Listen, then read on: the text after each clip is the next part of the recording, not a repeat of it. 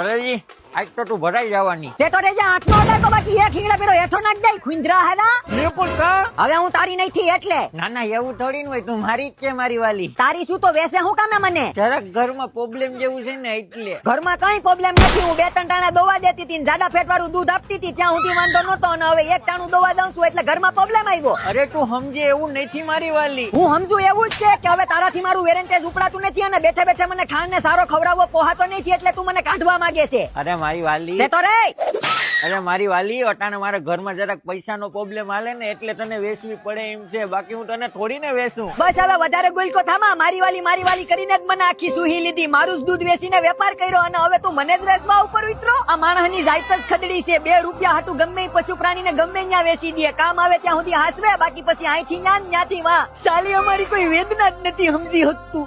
બસ મારી વાલી બસ, હવે એક શબ્દ પણ આગળ ન બોલતી, જે તો મારી અંદરના માનવને જગાડી દીધો.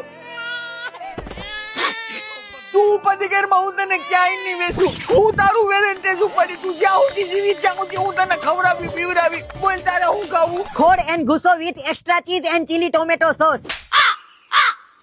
થોડુંક વધી નહીં જાય? માઈ મારે રહેવું જ નથી સાલી. લઈ આવું ભેગી લીટર એકની થમ્સઅપની બોટલ લઈ લેતો, ઉપાધિ ઘરમાં તું લેતો હું. તું હું મને વેચ